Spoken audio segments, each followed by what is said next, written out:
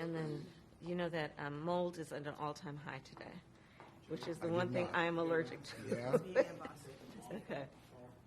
Pollen is down. mold is up. Mold is up. You know, I know that as a matter of fact because I was watching CBS this morning. They There have you the go. little stream. Now that I think about it. Learn something new every day. Indeed. See you, Chris. I'm going to just stand up once. Good? Coming around. Don? Yeah.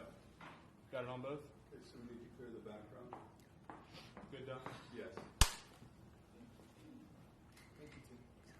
No problem. Just do what you need to do.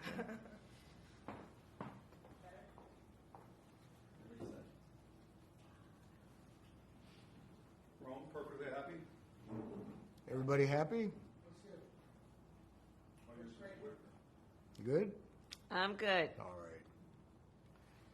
Well, Madam Vice President, one, thank you for doing this. Of course. And thank you for inviting us into your home. Of course. We're going to be running this on the anniversary of the Hamas attack Yeah. on Israel. October 7th. So let's just start with Hang Israel. on 1 second, Bill. Yeah. Sorry, we had someone in the background. I'm afraid you're going to have to re-ask that. Okay, whoever's in the dining room. It was me. Okay. So yeah, just to start with Israel. Okay. The events of the past few weeks have pushed us to the brink, if not into, an all-out regional war in the Middle East. What can the U.S. do at this point to stop this from spinning out of control? Well, let's start with October 7th, because obviously what we do now must be in the context of what has happened. And as I reflect on a year ago, and that 1,200 people were massacred, young people at a festival, at a music festival. 250 hostages were taken, including Americans. Women were brutally raped. And as I said then, I maintain Israel has a right to defend itself, we would, and how it does so matters. And as we fast forward into what we have seen in the ensuing weeks and months, far too many innocent Palestinians have been killed. And we know that, and I think most agree, this war has to end. And that has to be our number one imperative. And that has been our number one imperative. How can we get this war to end? Well, critical elements of that are we have got to get a hostage deal and a ceasefire deal done. We have to get aid in. We have to lay the path toward a two-state solution. I do believe that we must maintain that as an objective, no matter how out of reach it seems at the moment. And the work that we have to do is also pay attention to what is happening every day in the region and put U.S. resources into everything we can do diplomatically and otherwise to de-escalate what is happening in the region. We supply Israel with billions of dollars in military aid, and yet Prime Minister Netanyahu seems to be charting his own course. The Biden administration, the Biden-Harris administration, has pressed him to agree to a ceasefire. He's resisted. You urged him not to go into Lebanon. He went in anyway. He has promised to make Iran pay for the missile attack, and that has the potential of expanding the war. Does the U.S. have no sway over Prime Minister Netanyahu? Well, let's start with this. On this subject, the aid that we have given Israel allowed Israel to defend itself against 200 ballistic missiles that were just meant to attack the Israelis and the people of Israel. And I think that is the most recent example of why what we do to assist in their defense around military aid is important. And when we think about the threat that Hamas, Hezbollah presents, Iran, I think that it is without any question our imperative to do what we can to allow Israel to defend itself against those kinds of attacks. Now, the work that we do diplomatically with the leadership of Israel is an ongoing pursuit around making clear our principles, which include the need for humanitarian aid, the need for this war to end, the need for a deal to be done which would release the hostages and create a ceasefire. And we're not going to stop in terms of putting that pressure on Israel and in the region, including with other leaders in the region, including Arab leaders. But it seems that Prime Minister Netanyahu is not listening. The Wall Street Journal said that that your administration has repeatedly been blindsided by Netanyahu. And in fact, he has rebuffed just about all of your administration's entreaties. Well, Bill, the work that we have done has resulted in a number of movements in that region by Israel that were very much prompted by or a result of many things, including our advocacy for what needs to happen in the region. And we're not going to stop doing that. We're not going to stop pursuing what is necessary for the United States to be clear about where we stand on the need for this war to end. Just one last. Do we have a real close ally in Prime Minister Netanyahu? I think, with all due respect, the better question is, do we have an important alliance between the American people and the Israeli people? And the answer to that question is yes. And we are going to do what is important to support whatever leadership is in Israel that is defending the security of the state of Israel.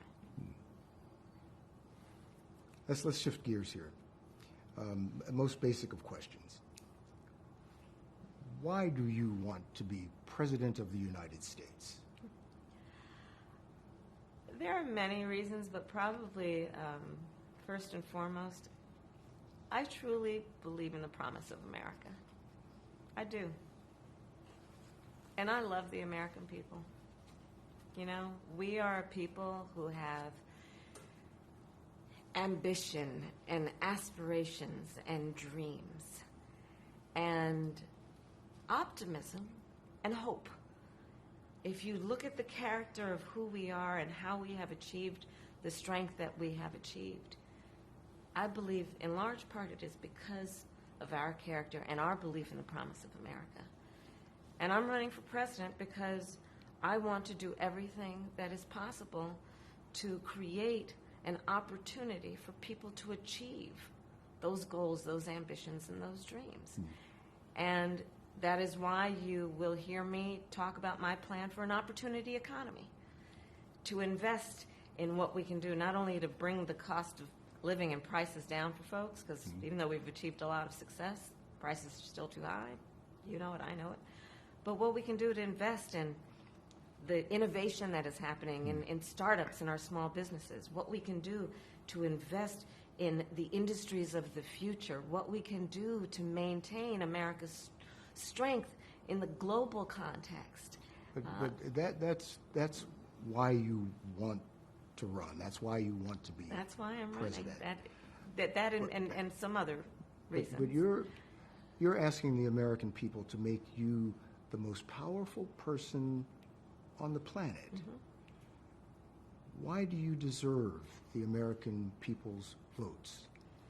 Well, first of all, I have a career and a history of being very clear that I think of my role of leadership, and in particular now for the last 4 years as vice president and moving forward as president, if the voters will have me, as being a leader on behalf of all Americans.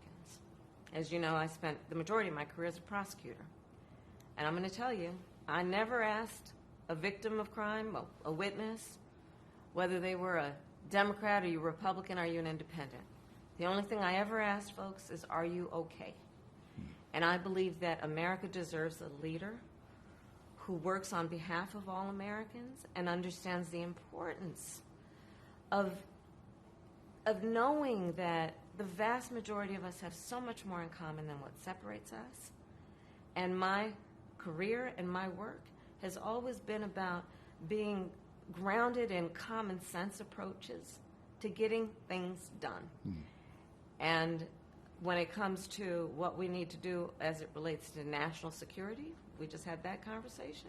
That includes understanding and respecting the power and the strength of the United States of America and our then responsibility to be a global leader, to nurture and strengthen our alliances around the world, to respect the U.S. military and its most noble mission, to do the work of appreciating alliances, be it NATO or others, to do the work of pursuing diplomacy when it is in the best interest of our national security and prosperity. And my experiences tell me not only that those must be priorities of the United States of America and the President of the United States of America and the Commander-in-Chief of the United States of America, but also all of those experiences tell me that the American people in this election have a clear choice. Because on the other side of the equation, we are looking at the former President, Donald Trump, who has shown himself to be, when he was a commander-in-chief, someone who gave away America's standing in terms of our principles of standing up to dictators and autocrats. You see how he compliments Putin even today. Someone who was prepared to walk away from our alliances. NATO is the strongest military alliance the world has ever known.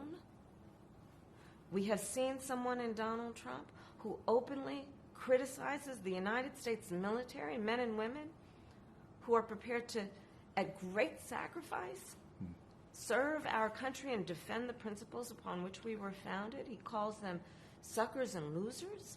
But Madam Vice President, a quarter of registered voters still say they don't know you. They don't know what makes you tick.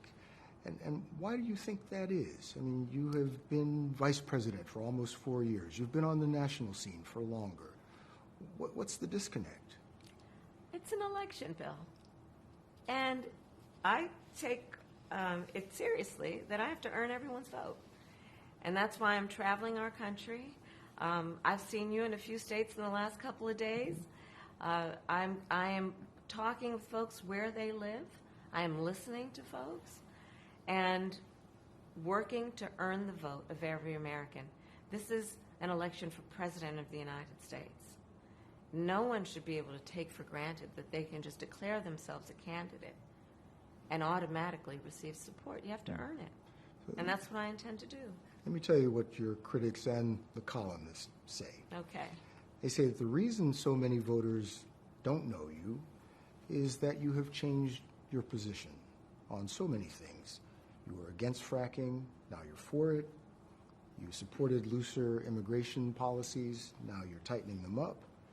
You were for Medicare for all, now you're not. So many that people don't truly know what you believe or what you stand for, and I know you've heard that. So let's be clear. First of all, a lot of the positions that you were talking about have been discussed and dispensed with in 2020, 4 years ago. But let me be clear on something. In the last 4 years, I have been Vice President of the United States. Not a senator from a particular state, not coming from a particular state, but Vice President of the United States of America. And I have been traveling our country, and I have been listening to folks and seeking what is possible in terms of common ground, common sense solutions, building consensus. And that is why I have taken the positions that I take. Not dispensing with my values, but understanding we have to, a real leader has to find consensus. So, for example, on the issue of fracking, I've been very clear since 2020. I will not end fracking. I did not as vice president. In fact, as vice president of the United States, I cast the decisive vote. I broke the tie in Congress that now allows more leases for fracking.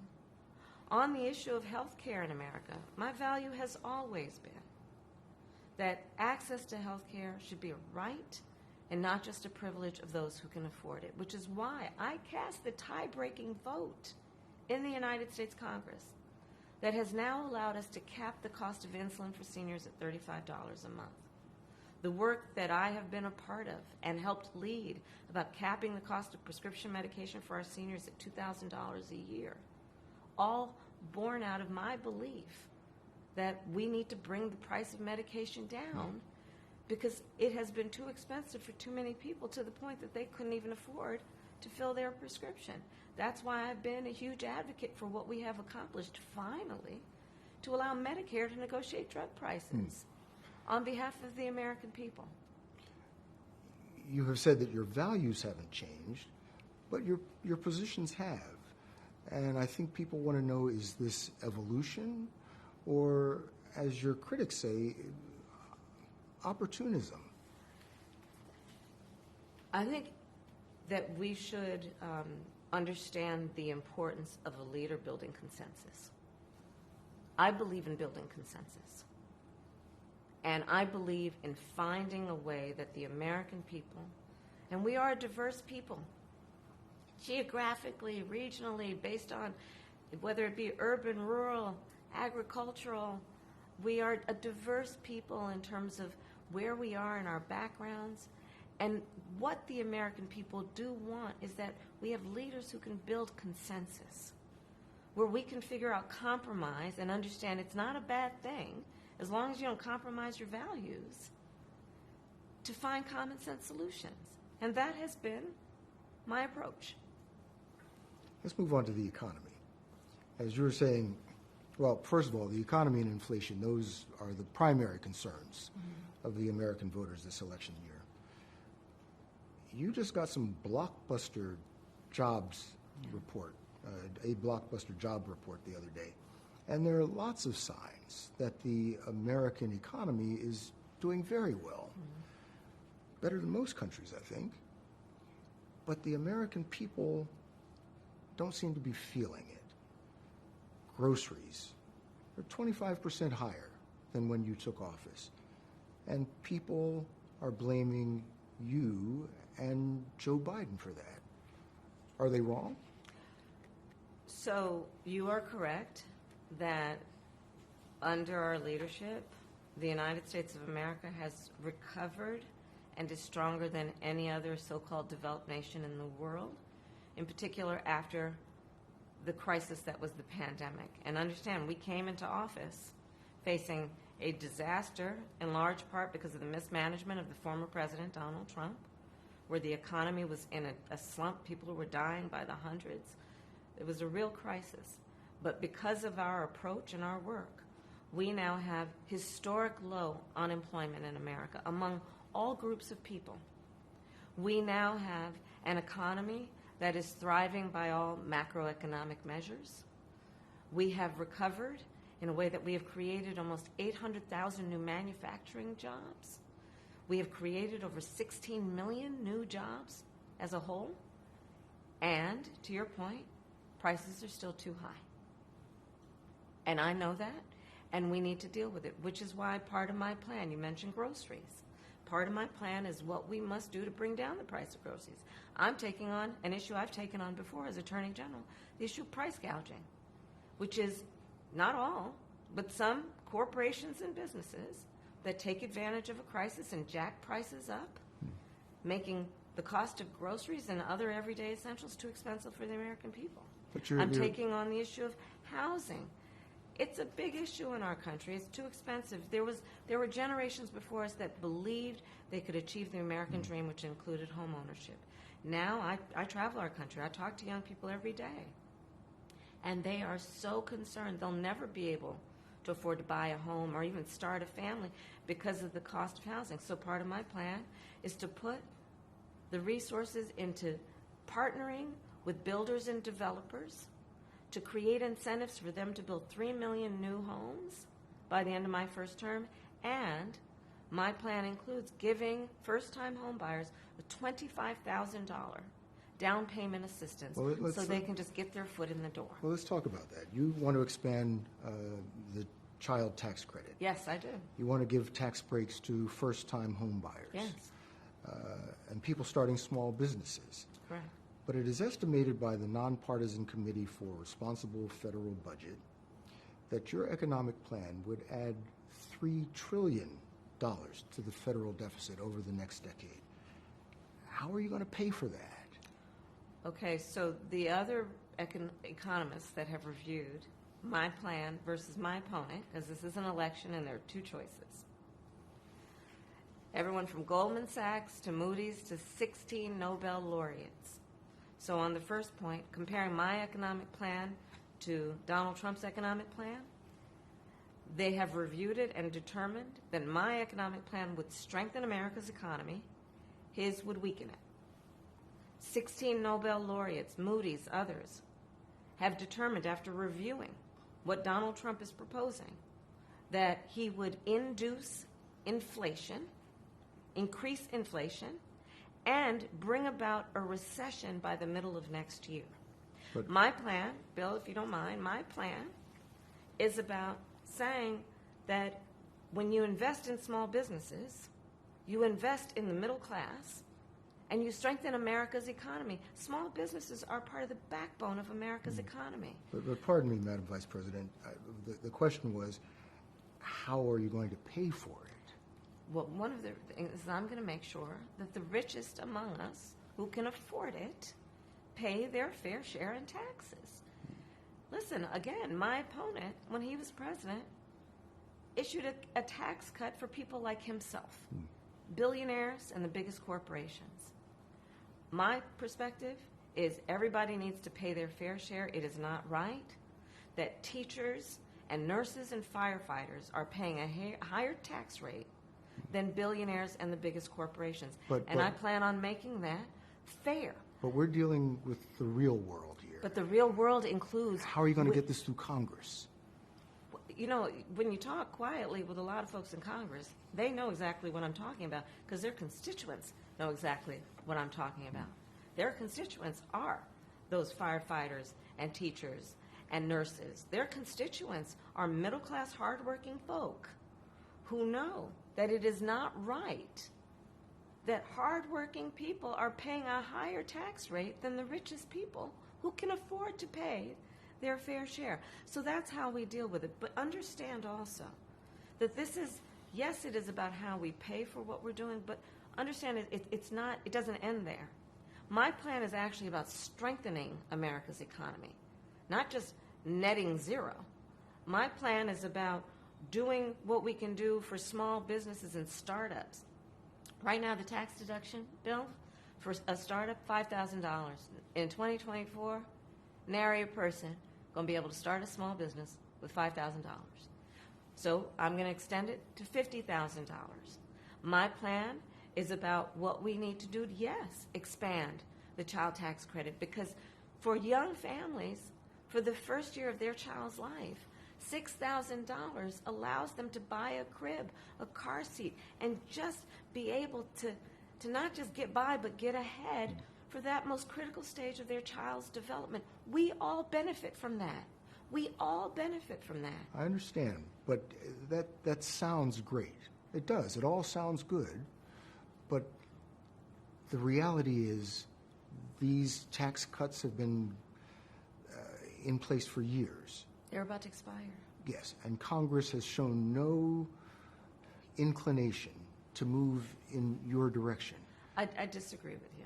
There are plenty of leaders in Congress who understand and know that the Trump tax cuts blew up our federal deficit and care about the deficit in a way that they know.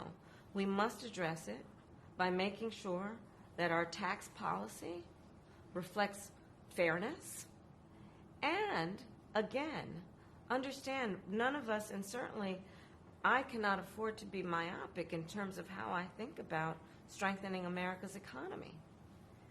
And that has to include, where are we investing our resources in a way that we maximize the return on the investment? Let me tell you something. I am a devout public servant, you know that. I am also a capitalist. And I know the limitations of government. Part of the work I've always done and the work I will do as president includes engaging the private sector to join in what we can do, whether it be, again, tax incentives for builders or developers, or what we need to do to increase the work I've already done to get some of our biggest finance houses and corporations to invest in community banks to increase access to capital for small businesses. So all of this work must be done, but we have to have a holistic approach that is comprehensive. I guess what I was asking, if all of this makes so much sense, why has this not been done? You're dealing with a Congress that is divided, that many are in opposition to not only you but your policies. So how are you going to make this come true? Bill, if I approached my life as though, well, it's never been done before, therefore it cannot be done, I wouldn't be sitting here in this interview with you. That's the truth. But I do believe that we have to have leadership in our country as we turn the page on all of these sadly powerful forces that have been trying to divide us. We have to turn the page on that and chart a new way forward that is driven by building consensus and building common ground. Listen, you look at my campaign.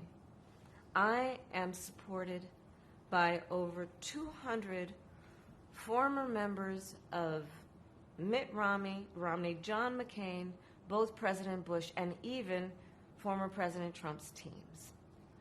I have the support of people Republicans who understand what is at stake in this election, be it as it relates to our democracy and our most fundamental principles. And I do believe, based on a collective understanding we have, that America's politics has to get back to the place of encouraging healthy debate, but not division for the sake of division. Just a couple more economic questions here. Sure. Donald Trump says that tariffs on imports, well, that would be the solution to all of our economic woes. You criticize his plan for tariffs, yet the Biden-Harris administration has left many of the Trump-era tariffs in place, especially when it regards China. And President Biden has, in fact, expanded some of those tariffs. Would you continue the Trump-era tariffs if you're elected? So part of the real problem that economists and others have pointed out about Trump's approach in this election, he is advocating what is at least a 20% tariff across the board on everyday necessities and goods, which economists have estimated will cost the average American family more than almost $4,000 a year, more than what they're already paying. But you've got tariffs. Goods, but let me get to my point. On everyday goods, so a across-the-board blanket policy on tariffs for everyday goods and necessities. Tariff policy we cannot afford to have that is just a blind policy without looking at what we are talking about and what will it induce, what will it incentivize. On the point about China, look, America has to win the competition for the 21st century as it relates to China. And we need to have policy that includes investing in America, investing in American workers, investing in American manufacturing, investing in American supply chain. And that is, I believe, smart and important policy, not only for the sake of our security, but also our prosperity. So let's move on to immigration. You recently visited the southern border and embraced President Biden's recent crackdown on asylum seekers. And that crackdown produced an almost immediate and dramatic decrease in the number of border crossings. And you said you would take it even further. If that's the right answer now, why didn't your administration take those steps in 2021? So we came into office And almost hours, Bill, after our inauguration, the first bill we proposed to Congress was to fix our broken immigration system, knowing that if you want to actually fix it, we need Congress to act. It was not taken up. Fast forward to a moment when a bipartisan group of members of the United States Senate, including one of the most conservative members of the United States Senate, got together, came up with a border security bill, which I support. Well, guess what happened? Donald Trump got word that this bill was afoot and could be passed, knowing that it could fix part of the problem, and he wants to run on a problem instead of fixing a problem, so he told his buddies in Congress, kill the bill, don't let it move forward. But Madam Vice President, I've been covering the border for years, and so I know this is not a problem that started with your administration. Correct. But there was an historic flood of undocumented immigrants coming across the border the first 3 years of your administration. As a matter of fact, arrivals quadrupled from the last year of President Trump. Was it a mistake to loosen the immigration policies as much as you did in 2021? So regionally and actually globally, we have seen this as an issue. And America's obviously not immune from this issue. But the focus has to be, to your point, you've been covering it for years, it's a long-standing problem. And solutions are at hand. And from day one, literally, we have been offering solutions, which have not been picked up. And then when there was a border security bill, my opponent decided to run on the problem instead of fixing the problem. And understand what that bill would have done. That border security bill would have put 1,500 more agents at the border, which is why the Border Patrol Union supported it. It would have put more resources into stemming the flow of fentanyl. But that was which is just a this past scourge. year. That was just this past year. What I was asking was it a mistake to kind of allow that flood to happen in the first place? I think the policies that we have been proposing are about fixing a problem, not promoting a problem. Okay? But the numbers did quadruple And the numbers under your today, watch. because of what we have done, we have cut the flow of illegal immigration by half. But should you We have have done cut that? the Should you flow have of done that? fentanyl by half, but we need Congress to be able to act, to actually fix the problem. I was just at the border. I'm talking with these incredible men and women who are working around the clock because, again, they don't have the resources they need. We need an act of Congress who carries the purse to do it. Donald Trump told them don't act. I talked with the Border Patrol agents, some of the leaders. Part of the issue that they identified is we need more asylum judges. We need more processing of people who are coming to our border, and the resources aren't there. You know how those resources commensurate with the need get dedicated? Congress has to act. But I guess my question is, it's a pretty simple one.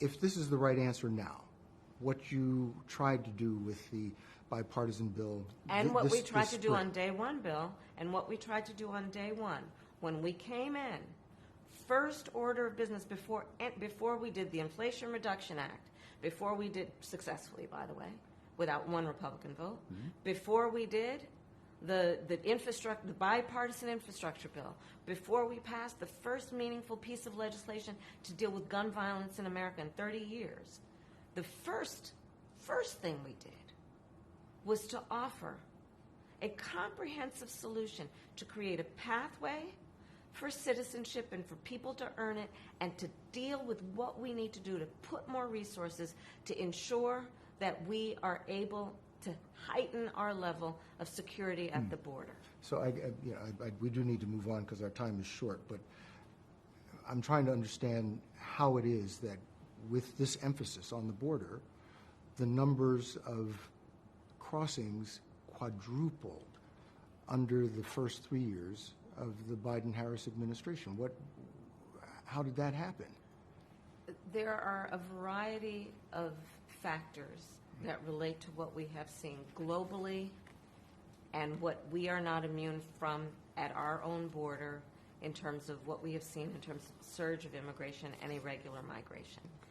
And there are solutions at hand, but we've got to have leaders who are solution-oriented, which we've been and are, and I am going forward, instead of leaders who want to make it a problem they can run on.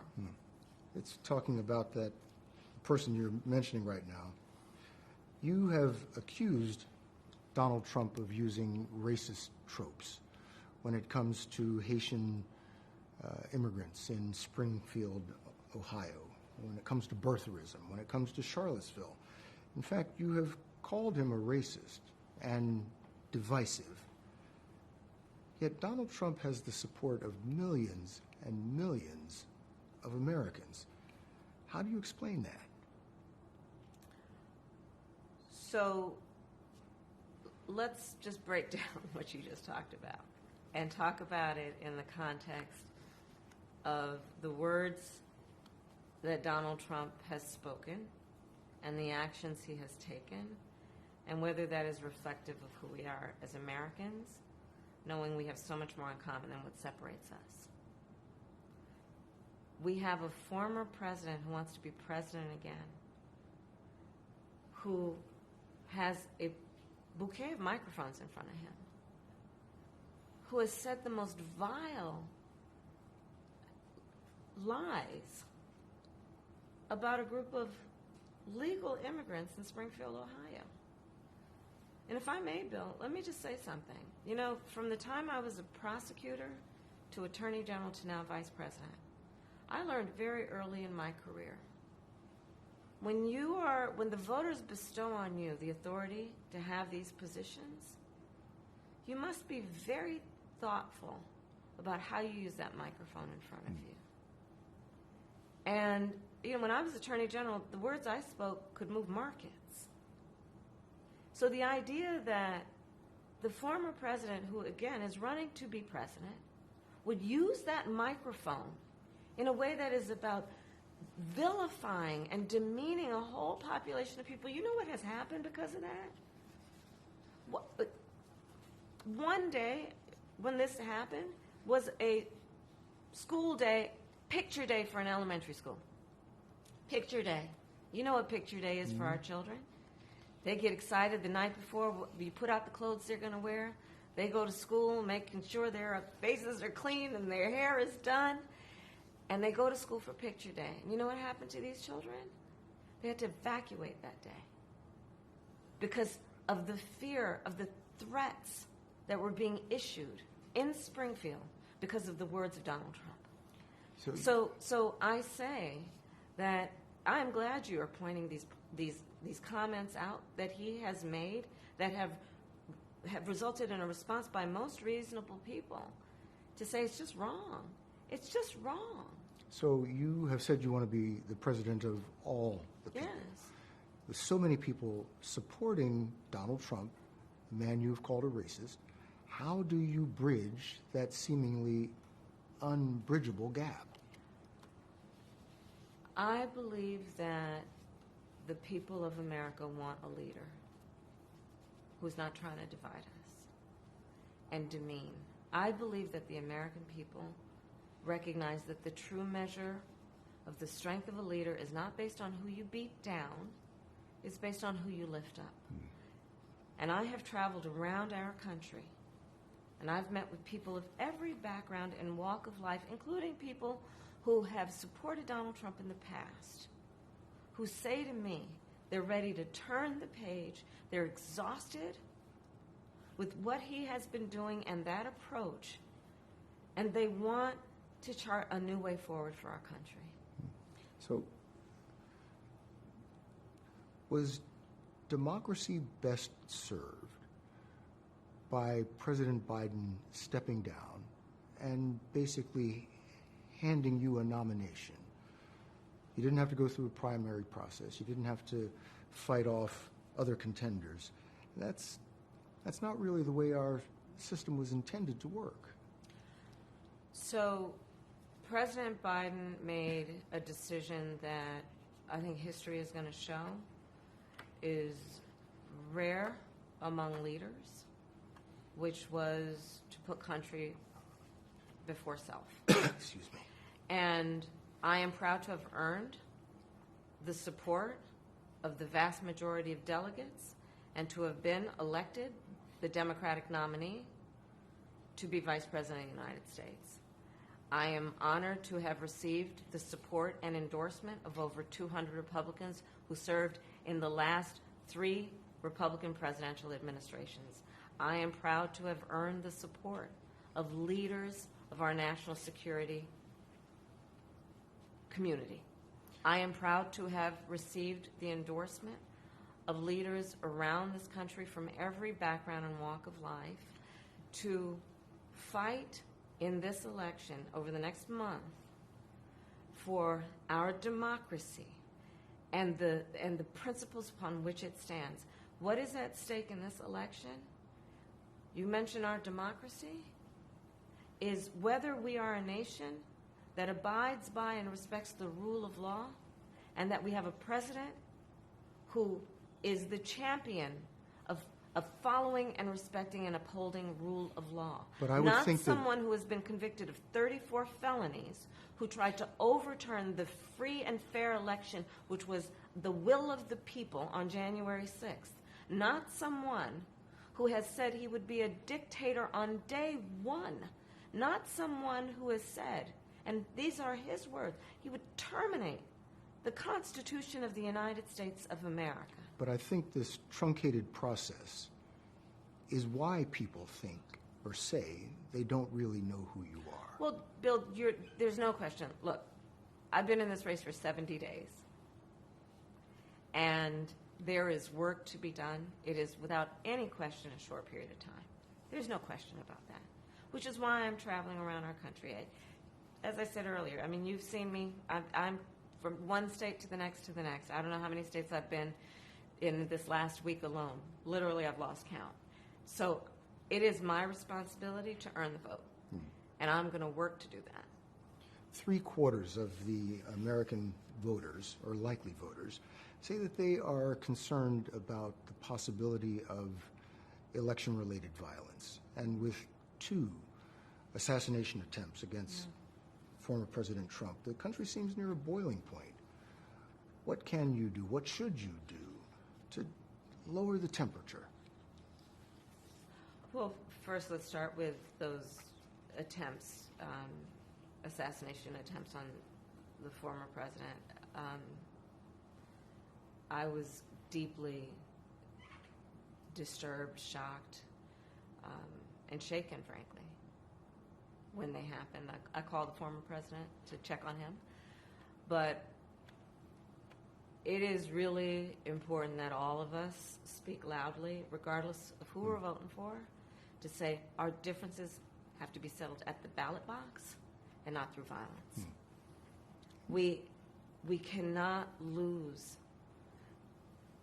our soul in terms of who we are as Americans by resorting to violence to settle our differences, much less to make a decision about who's going to be the next president of the United States. Let's hit on some more foreign policy. There's a bug in here. Which foreign country do you consider to be our greatest adversary? Well, there are different reasons that we should be thoughtful about each. Most recently, I think there's an obvious one in mind, which is Iran.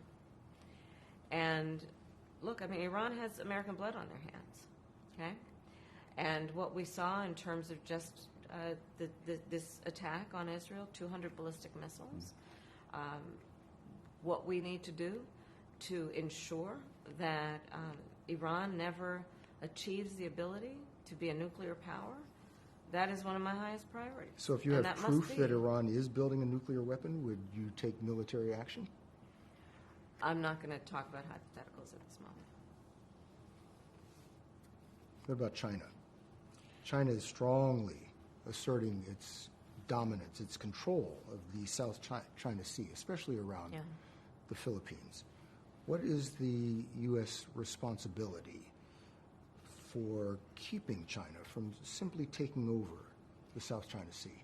Well, I have actually worked very closely with the leaders in the Philippines on just this very issue, and including the work that we are doing in terms of coordination between our military and training and what needs to happen in terms of protecting the freedom of the South China Sea. China, first of all, we must win the competition for the 21st century with China. We must be able to compete and win. We should not seek conflict. But we have to understand that there are parameters in which we must operate that include ensuring, for example, that we protect American business interests. So say if China attacks Taiwan, would we use military force to support Taiwan? Bill, I'm not going to get into hypotheticals, but listen, we need to make sure that we maintain a one China policy, but that includes supporting Taiwan's ability to defend itself, including what we need to do to ensure the freedom of the Taiwan Strait. But on the issue of China, we also, again, we cannot afford to have foreign policy that is myopic. We must be able to also, as it relates to China, continue to do the work that we have begun to deal with the flow of fentanyl coming into the United States. That's a real issue. Again, you talk to families around our country who on a constant, sadly, regular basis, meet parents and family members of people who have died from fentanyl, young people who have died from fentanyl. Are we going to stop trying to stem the flow of fentanyl? And we have to deal with that and understand China's role in that and our ability to work with China to stop that flow, which we have begun to do and I'm going to continue to do. We need to make sure we have open lines of communication with China, in particular, military to military. So these issues are all, they're multifaceted. So what about Russia and Ukraine? What does the end of the war, what does success look like in ending the war in Ukraine? There will be no success in ending that war without Ukraine and the UN Charter participating in what that success looks like. That being said, America must stand firm in being a leader in defending international rules and norms that include one of the most important, which is the critical nature and importance of sovereignty and territorial integrity. Would you meet with President Vladimir Putin to negotiate a solution to the war in Ukraine? Not bilaterally without Ukraine, no. Ukraine must have a say in the future of Ukraine. How about, as president, would you support the effort to expand NATO to include Ukraine? Those are all issues that we will deal with if and when it arrives at that point. Right now, we are supporting Ukraine's ability to defend itself against Russia's unprovoked aggression and doing what we can to continue to build and strengthen the alliance around the support for Ukraine's right to be an independent nation, free from having its borders forcefully taken by Russia.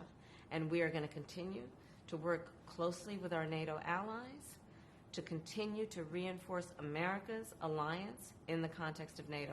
Again, in this election, there's a real difference between me and the former president. I believe in reinforcing the strength of NATO, understanding, again, it is the greatest military alliance the world has ever known. Donald Trump would pull us out of NATO. Donald Trump, if he were president, Putin would be sitting in Kyiv right now.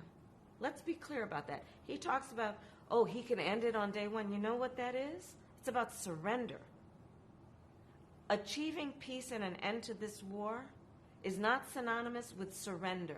Those two things are not the same.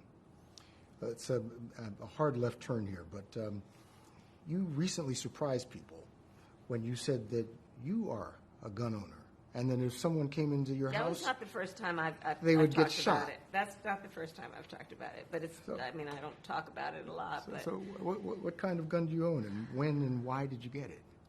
I have a Glock, and I've had it for quite some time. And, I mean, look, Bill, my background is in law enforcement.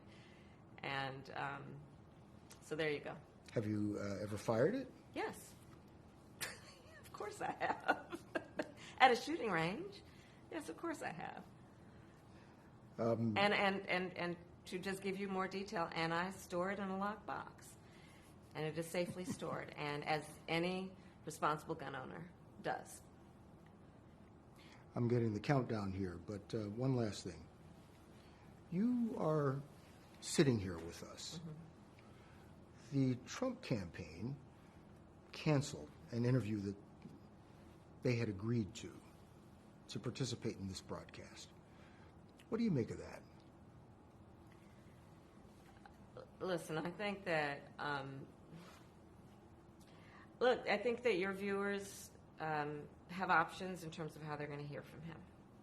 And I invite them to watch what he says at his rallies. If he is not going to give your viewers the ability to have a meaningful, thoughtful conversation, question and answer with you, then watch his rallies. And what you're going to hear are comments about fictional characters like Hannibal Lecter. You're going to hear conversations of suggesting that human beings are eating their pets. You're going to hear conversations that are about himself and all of his personal grievances.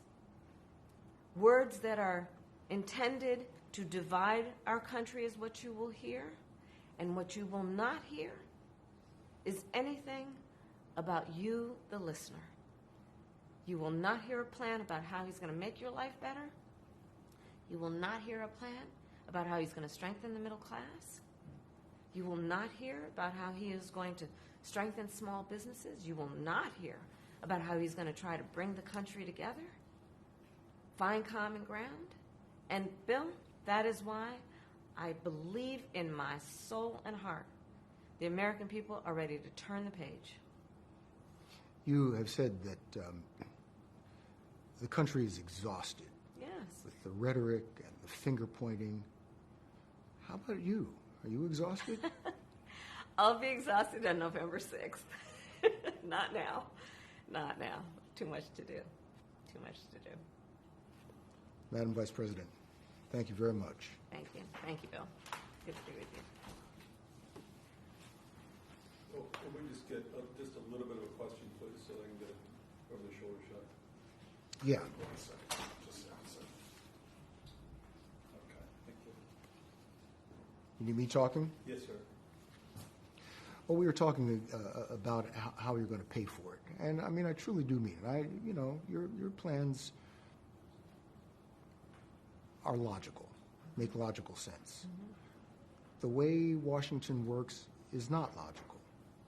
So, how are you going to convince a divided Congress that what you say, your plans, are something that they should all agree to and provide to the American people when they've shown no inclination to do that up to this point? Is that what you needed? Yes, sir. Yes, ma'am. 30 seconds of silence, please, for each one.